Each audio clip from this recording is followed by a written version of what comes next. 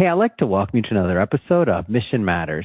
My name is Adam Torres, and if you'd like to apply to be a guest in the show, just head on over to missionmatters.com and click on Be Our Guest to apply. All right, so today I have Josh Everts on the line. He's an author, entrepreneur, and a relational leadership advocate, and the name of his book is If Jesus Smoked Cigars. Josh, welcome to the show. Oh, man, thank you so much for having me on the show today. I'm looking forward to the chat. All right, so we got a lot to talk about today. Of course, that book title, it sticks out, so If Jesus Smoked Cigars, so we'll get into that and more. But first, give me a little bit about your background, like how you got started. I know I see you've been an entrepreneur for many years. Before we get into this chapter of your life, like where'd this start? Yeah, so Adam, I was born and raised in California, came up to Idaho 35 years ago to go to college. Ended up not being a really great college student, knew the material, but wasn't the guy that was showing up for class on a regular basis. And in my senior year, I left to start an IT company with a couple friends. We grew that very quickly. We ended up selling that company. I spent about 18 months thinking I would be a professional golfer, and also found out I was really bad at that. So kind of a narrative. You're going to see a thread here of Josh thinks he can do things and then ends up not being able to do them. But I went back into technology and started building software for law enforcement, ended up moving into the Department of Defense, Department of Justice space, got to do some really, really great projects around the world for our government. And when I exited that in 2009, my wife didn't want me at home all the time, shocking, and said, you need to get an office. Like, can you just not be here? And I started doing a development and bought an old Yeah, no, and I love her. We've been married 32 years. Maybe that's the way it works. No, awesome. we bought an old building. I made an office out of it, and I got really fascinated by historic buildings. So became a historic preservation commissioner for our city. Started doing redevelopment efforts in our downtown, and one of our buildings was the original Bank of Meridian building. So Meridian's just outside of Boise, Idaho, where we live. And when we finished that project, my wife and I turned that building basically into our living room. We felt like, we both smoke cigars, like this would be a great place to just hang out. And we made a fatal error. My mayor at the time asked if her and her husband could come over for cigars. We said, of course. Had this delightful dinner, cigars at the Vault.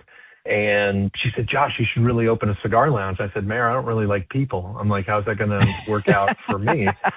And she's like, it'll be great. And she went mayor mode, and we opened up the cigar lounge 9 years ago. So it kind of had this journey in really three very different spaces over the last 30 plus years, from doing technology, doing real estate development, to doing a cigar lounge. And the common thread in all of it, I discovered, was having relationships, building culture, and being an advocate for how those things intersect. So that's really kind of my background in 2.5 minutes. Well, led to this book, like a lot of ventures going, a lot you're doing with the lounge, everything else. Like, why this book? Why now? Yeah, I write. So I've been writing since my first company, typically short format for trade publications. For the last 5 years, I wrote the tobacconist column for the Premium Cigar Association for their quarterly magazine. And so I've always had a deep, deep passion for writing. I just never found a subject that I was passionate enough to crank out 60,000 words. And this kind of revealed itself in about 2019 when I started the book. I got cancer in 2020. So I put the book away, worked on Staying Alive, which my wife thought was great, good use of time, and came back to it. Yeah, I came back to it last year and finished it up, and then went through the painful process of publishing and editing and everything else that goes into the release. So yeah, I feel like I'm right at the finish line now that we're a couple weeks away from the formal launch. So the title, have to go into that. Obviously, it's catchy, and when you hear it once and you'll never forget it. What went into that? Like, I feel like there were some iterations, or did it just pop into your head? Adam, I've had that title from day one. I really wanted to offend as many people as possible. Yeah, it's funny. The title I had very, very early in the writing. And honestly, the book is actually not about Jesus or cigars. It's about what would it look like if we made businesses, kind of the foundation of business be relationships. That's what the book is. And so the title's cheeky. Certainly there's some, I think, lessons to be learned that happen in a cigar lounge. So it seemed appropriate to include that in the title and pull that thread kind of throughout the book. Give me a little bit about the book in terms of like structure and format. Like how's it laid out? Yeah, great question. So 10 chapters. First chapter, we tell you what we're going to tell you. Last chapter, I tell you what I told you. The middle 8 chapters are lessons. So they'll have a very specific finite lesson at the end of it. And the way I write those chapters is very, very similar to the way that I did my columns for the last magazine I wrote for. And that is, I always begin with a historical story of an individual. A lot of times these are people that folks don't know. So in one of the chapters where we talk about one aspect of leading well through relationships is being open to others. And so I start that chapter with a story about a guy named Max Yasgur. So Max was a dairy farmer in New York in 1969 who made his dairy farm available for Woodstock to happen. And Max was he was not a hippie. He was a staunch Nixon Republican. But he really felt like it was important that as those promoters were going from city to city and getting kicked out, he felt that it was important to make all voices heard and give everybody an opportunity to share their thoughts and feelings and everything and expressions, even through a music festival, thinking that it was going to be 50,000 people. And so Max was the one who opened up his farm, and we literally would not have Woodstock today had he not been willing to be open. So I'll start with a story like that. I will then tie it to something personally where I experienced a need or a conflict in my ability to be open in my professional career, and then I sum it up at the end of that chapter. So you kind of get those 8 lessons in that very conversational format. What went into your creative process of selecting the stories that you'd feature? Like, for example, the Max story. Were these something that you came across? Were these research? How do you choose? Like, it's so hard. Like, choose between your favorites to put in a book.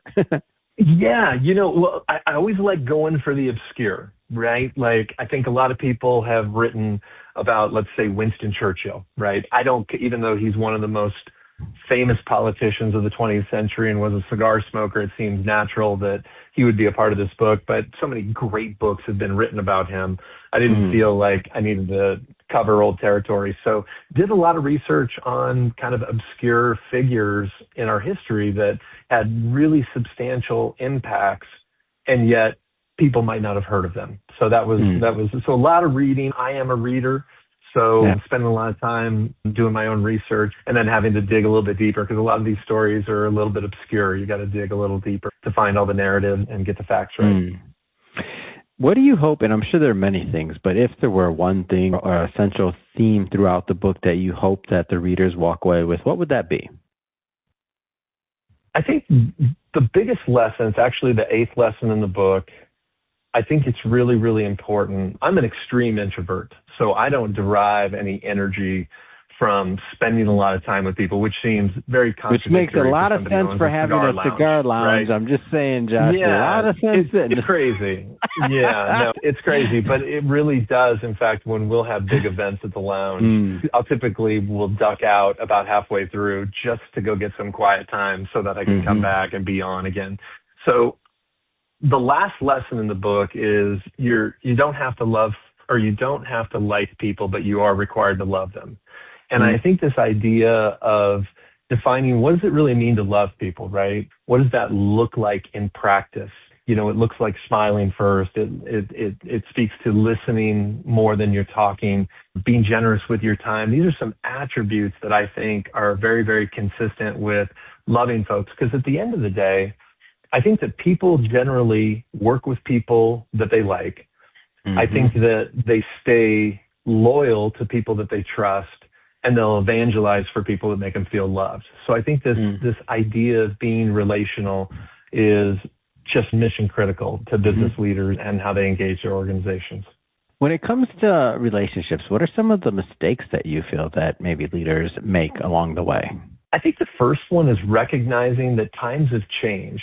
So in the last 30 years, and I'm not an anti-technology guy. I did technology for a long, long time and had a lot of professional success in it. But what has happened in the last 30 years that I don't know that all leaders that are of my generation, that are over the age of 50, one of the things that has happened is we had this thing called the internet that showed up. We had email, smartphones, social media, and all of these things actually took us away from a lot of the human interactions, the one-on-ones, the conversations that happen in an organization.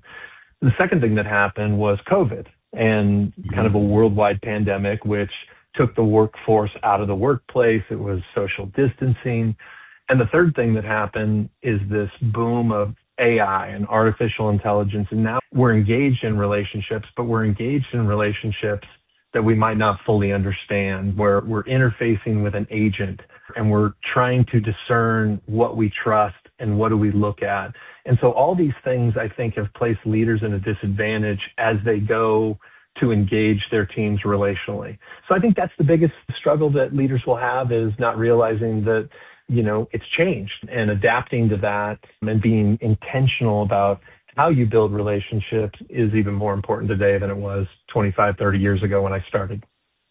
Yeah, I think that's so interesting. And I feel like this next stage of entrepreneurship and how we evolve and how we relate to and work with AI, like it's gonna change things. Like things are moving fast, huh? Yeah, no, it's moving very, very fast. And like I said, I'm a pro technology guy. So there are things that obviously have made my life easier. But as an observation, when my wife and I go out to dinner, it's very apparent that we are addicted to our screens. Like my wife and I made the decision about 5 years ago not to have our phones at any meals. So if we go out to dinner, eat at the house, whatever, we don't have phones with us.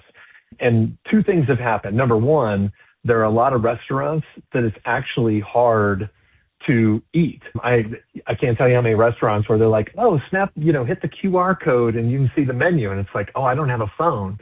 And they look at you like, I've got, I just told them I have a they horn. They do look at you like that, head. Huh? Yeah, like what? Who doesn't have a phone? And so it's hard to eat. The second thing that happens.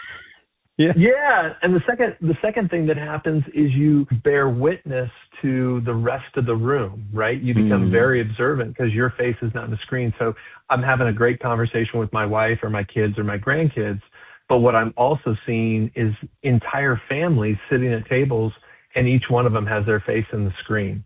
So I just think we are in a battle to get back to one-on-one group interactions that don't contain devices. And I think it's important. Yeah, it's great. Josh, it's been great having you on today, learning more about what you're doing. Love what's coming up with this book, If Jesus Smoked Cigars. If people want to follow up, they want to grab the book, they want to follow your work, how do people connect overall? Adam, first of all, thank you so much for having me on the show today. It's delightful to have these conversations. Yes, we've made it all central. So if you go to our website, www.ifjesus.com, there are links to order the book through all the major outlets, Amazon, Barnes & Noble, Apple Books. We have an author's edition that's available. That's the only hardcover version you can buy on the website.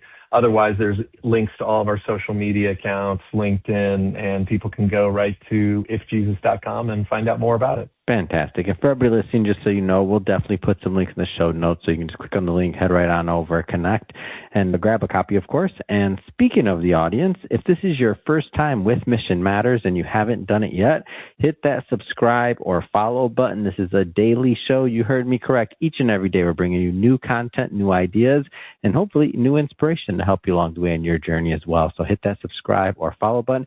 And Josh, really appreciate all you do, and thanks again for coming on the show. Thanks, Adam.